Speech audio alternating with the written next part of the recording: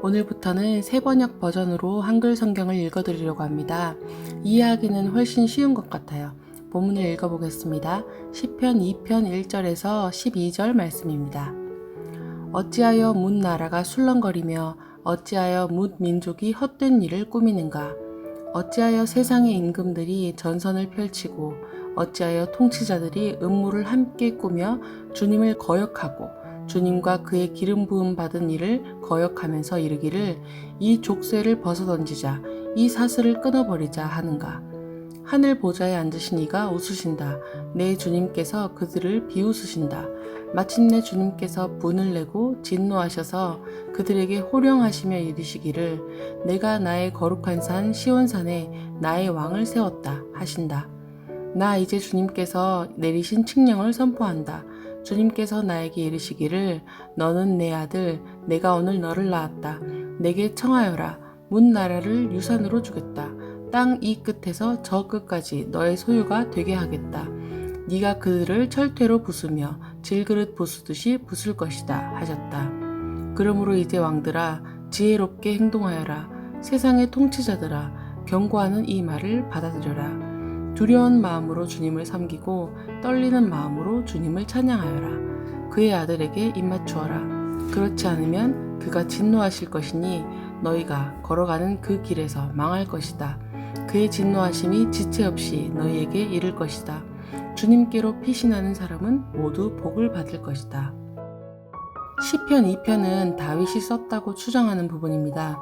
저는 오늘 이 본문을 보면서 여러 가지 생각이 드는데요. 먼저는 다윗이 하나님과 대화를 했다는 것입니다. 그게 좀 부럽게 다가왔습니다.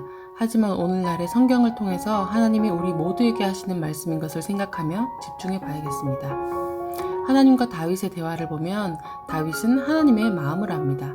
사람들의 생각과 그에 대한 하나님의 마음, 그 생각을 압니다. 1절에서 어떤 나라들이 술렁인다고 하죠. 어떤 나라들이 헛된 일을 꾸미기도 합니다. 세상의 왕들이 음모를 함께 꾸미고 주님을 거역하고 다윗을 거역했던 것 같습니다. 당시 기름 부음 받은 사람이 다윗이어서 자신을 얘기한 것이 아닌가 개인적으로 추측됩니다. 그리고 3절에서 세상 왕들은 이 족쇄를 벗어버리자고 이 사슬을 끊어버리자고 합니다. 무슨 족쇄인가요? 무슨 사슬인가요? 11절에서 두려운 마음으로 주님을 섬기고 떨리는 마음으로 주님을 찬양하여라 라고 합니다. 또 이어서 그의 아들에게 입맞추라고 하죠. 3절에서 말한 족쇄와 사슬은 아무래도 하나님을 섬기는 것인 것 같습니다. 하나님을 섬기고 찬양하는 것이 족쇄인 것처럼 사슬인 것처럼 느꼈던 것 같습니다. 벗어나고 싶은, 끊어내고 싶은 것 말입니다. 성경의 시작인 창세기부터 하나님은 분명히 말씀하고 계십니다. 창세기 1장 1절도 태초에 하나님이 천지를 창조하셨다고 하죠.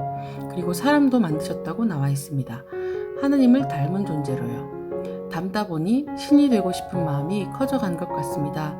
죄가 들어온 이후로 인간은 끊임없이 자신을 높이고자 하니까요. 그런 사람을 보시면서 하나님은 오늘 4절, 5절처럼 웃으십니다. 비웃으십니다. 그리고 분을 내시고 진노하십니다. 그리고 새 판을 짜십니다. 6절부터 하나님이 직접 택한 왕을 세우셨다고 합니다.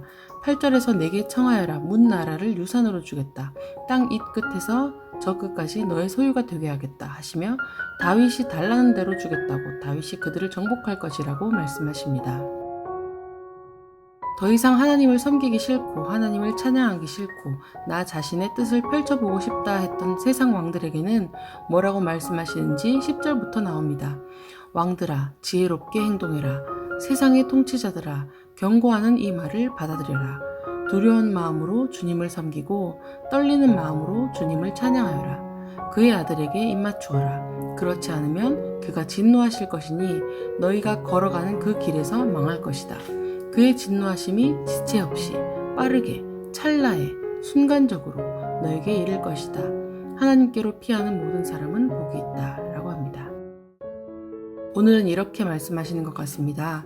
너 자신이 누구인지 알고 바르게 행동해라. 너는 피조물이다. 창조주인 나를 찬양하고 섬겨라. 그것이 마땅히 너의 역할이다. 그런데 또 하나님은 하나님의 마음에 합한 다윗에게 한없이 주시길 기뻐하셨던 것을 봅니다. 우리가 정말 세상의 모든 문제들보다도 하나님을 우선으로 인정하고 하나님 나라의 일을 먼저 구할 때 하나님은 우리의 모든 쓸 것을 채우신다고 신약 성경에도 나와 있죠. 정말 하나님의 마음에 드는 자식이 되는 게 세상을 살아가는 가장 지혜로운 지름길인 것 같습니다. 이제 주일입니다. 코로나로 영상 예배를 드린 지 2달이 되었는데요. 저희 집은 아이가 있다 보니 더더욱 오프라인 예배가 부담스럽습니다. 부담이 됩니다. 집에서 영상으로 예배를 드리다 보니 아무래도 아쉬움이 있는데요. 마땅히 드려야 할 예배를 좀 진지하게 집이라도 교회인 것처럼 신경을 쓰고 싶네요. 사랑이 많으신 따뜻한 하나님이시지만 집에서 아버지처럼 하나님의 권위를 잊지 말고 지켜야 할 예의를 지켜야겠다는 생각이 듭니다.